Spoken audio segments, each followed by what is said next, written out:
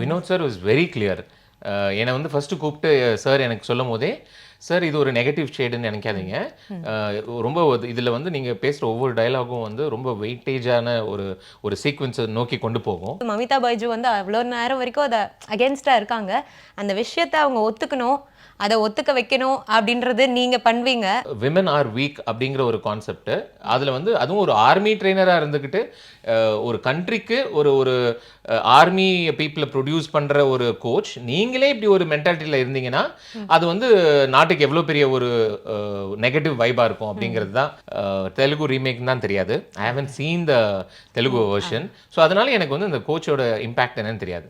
All I nose அண்ணனோட இருக்க போகிறேன். நான் சார்ட்டு திரும்ப கேட்டேன், சார் அண்ணனோட காம்பினேஷனா? அண்ணனோட காம்பினேஷன். ஆமாம் சார், நீங்கள் வர சீக்வன்ஸ் எல்லாமே அண்ணனோட காம்பினேஷன். அவ்வளோதான்.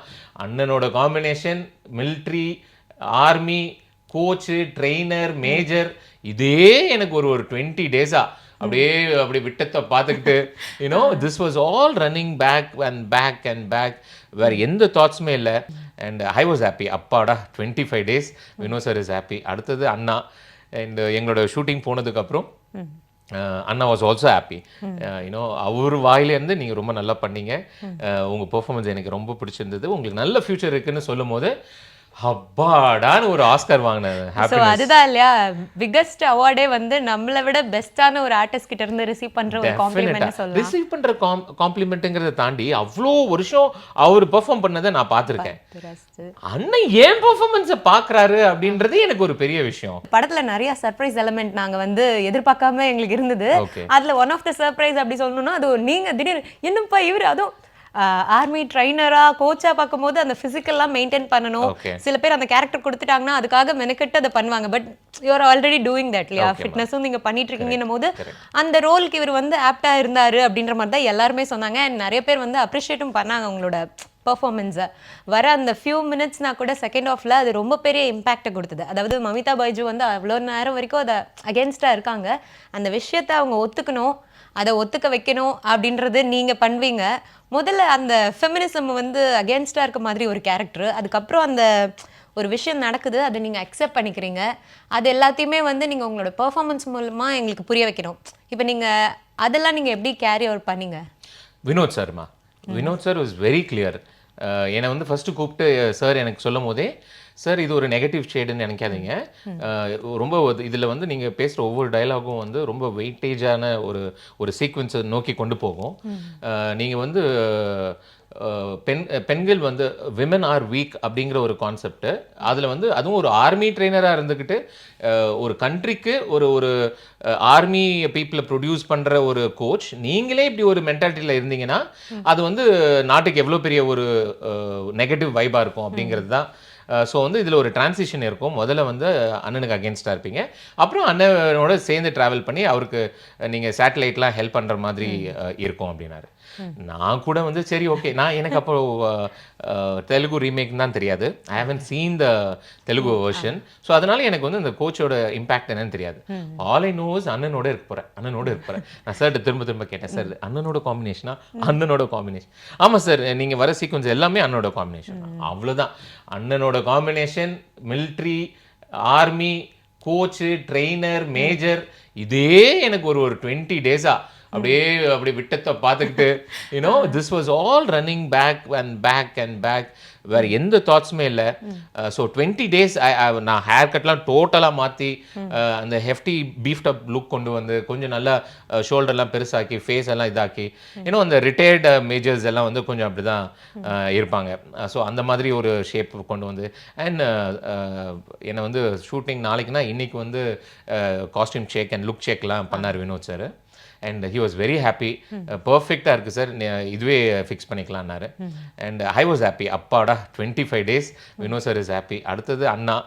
அண்ட் எங்களோட ஷூட்டிங் போனதுக்கப்புறம் அண்ணா வாஸ் ஆல்சோ ஹாப்பி. அவர் வாயிலேருந்து நீங்கள் ரொம்ப நல்லா பண்ணீங்க, உங்கள் பெர்ஃபார்மன்ஸ் எனக்கு ரொம்ப பிடிச்சிருந்தது, உங்களுக்கு நல்ல ஃபியூச்சர் இருக்குன்னு சொல்லும் போது அப்பாடான்னு ஒரு ஆஸ்கர் வாங்கின ஸோ ஹாப்பினஸ். அதுதான் இல்லையா பிக்கஸ்ட் அவார்டே வந்து நம்மளை விட பெஸ்டான ஒரு ஆர்டிஸ்ட் கிட்ட இருந்து ரிசீவ் பண்ற ஒரு காம்ப்ளிமெண்ட் சொல்லலாம். ரிசீவ் பண்ற காம்ப்ளிமெண்ட்ங்கிறத தாண்டி அவ்வளோ வருஷம் அவர் பெர்ஃபார்ம் பண்ணதை நான் பார்த்துருக்கேன். அண்ணன் ஏன் பெர்ஃபார்மன்ஸை பார்க்குறாரு அப்படின்றது எனக்கு ஒரு பெரிய விஷயம். He is seeing me performing, he is liking it, he is admiring my performance, he is complimenting my performance அப்படிங்கிறது எனக்கு வந்து மேபி மற்றவங்களுக்கு மக்கள் வந்து டே என்னடா ஓவரா பண்ற அப்படின்னு நினைக்கலாம். பட் எனக்கு அது ரொம்ப பெரிய விஷயம்.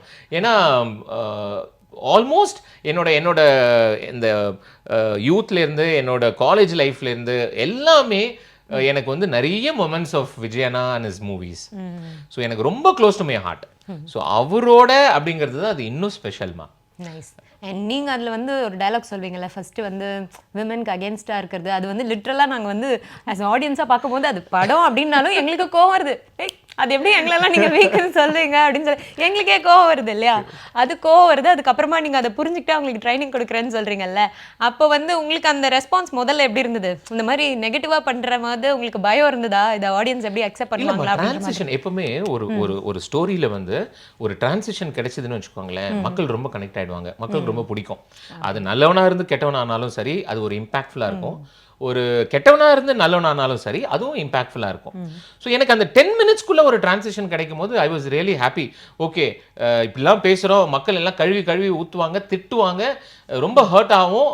பட் டக்குன்னு நம்ம மாறி அது ஹெல்ப் பண்ணும் போது அவங்களுக்கு டெஃபினட்டாக நம்மளை லைக் பண்ணுவாங்க. ஸோ ஒரு பாசிட்டிவான ஒரு ஃபீட்பேக் ஃபார் ஷுர் வரும். அதுவும் வினோத் சார் வந்து ரொம்ப கிறிஸ்பாக வச்சிருந்தார் டைலாக. அதுவும் நான் வந்து அந்த அண்ணன் வந்து குட் டச் பேட் டச் பற்றி பேசும்போது ஒரு பிரசவ வலியை தாங்கக்கூடிய ஒரு பெண்ணுக்கு இருக்கிற அந்த வலி தாங்குற சக்தி வந்து அது வந்து உலகத்தில் யாராலுமே முடியாது. இதையே தாங்குற ஒரு பெண்ணால நீங்க சொல்றதெல்லாம் வந்து ஒரு பிசிக்கல் பெயினுங்கிறது ஒண்ணுமே கிடையாதுன்னும் போது அதை ரியலைஸ் பண்ணி அண்ணனை வந்து இப்படி சல்யூட் பண்ணிட்டு இன்னும் ஒரு வருஷத்துல உங்க பொண்ணு ஒரு ஆர்மி ஆபீசரா இருப்பாங்க அப்படிங்கிற அந்த ஒரு சின்ன டயலாக் தான். அதான் வினோத் சார் கிட்ட நான் கேட்டேன், சார் இருப்பான்னு சொல்லிட்டு சாரி இருப்பாங்கன்னு வேணாம் சார், சாரி எல்லாம் வேணாம், நீ இருப்பாங்கன்னு சொல்லுங்க, அதுவே வந்து நல்ல பேங்கா இருக்கும் அப்படின்னாரு. லிட்டரலா இருப்பானே இன்னும் திருந்தலையாங்க மனுஷன் போது திரும்ப இருப்பாங்கன்னும் போது அது ஃபுல் டெப்தா அந்த மெசேஜை கன்வே பண்ணது சூப்பரா இருந்துச்சு. Vinod sir is a genius. அந்த சின்ன டயலாக்ஸ் எல்லாம் அவர் வந்து பென் பண்ணி இருக்கிற மொத்த டயலாக்ஸ்லயும் எல்லாமே கிறிஸ்பா இருக்கும், வளன்னு இருக்காது, பாயிண்ட் டு பாயிண்ட் இருக்கும். நான் இருப்பாங்கன்னும் போது எனக்கே வந்து அவ்வளோ ஹாப்பி. எல்லாரும் கிளாப் பண்ணாங்க தியேட்டர்ல, எனக்கு ரொம்ப ஹாப்பி. என் ஃப்ரெண்டு வந்து பெங்களூர்ல மூவி பார்த்துட்டு he sent me the video actually, அந்த ரெக்கார்ட் பண்ண வீடியோவை என்ன பார்த்துட்டு நிறைய பேர் கிளாப் பண்ணாங்க. ஆக்சுவலா பெங்களூர்ல வந்து வாணி ராணி ஃபேன்ஸ் அண்ட் சீரியல் ஃபேன்ஸ் நிறைய இருப்பாங்க.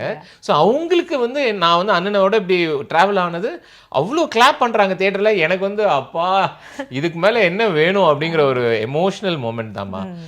எவ்வளோ காசு கொடுத்தாலும் கிடைக்காதுமா இது. ஆக்சுவலா நம்ம வந்து பணம் எப்படி வேணா சம்பாதிச்சுக்கலாம், எப்போ வேணா சம்பாதிச்சுக்கலாம்.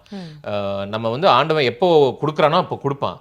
ஆனா இதெல்லாம் வந்து ஏதோ என்னோட போன ஜென்மத்திலையோ இல்லை என்னோட அப்பாவோ இல்லை என்னோட சன்னோ யாரோ அந்த அந்த அந்த கர்மால வந்து ஏதோ ஒரு நல்ல விஷயம் பண்ணியிருக்காங்க, அதனால எனக்கு இப்படி ஒரு மக்களோட அன்பும் அவங்களோட பாராட்டும் கிடைக்குது அப்படிங்கிறது தான் நான் எடுத்துக்கிறேன்.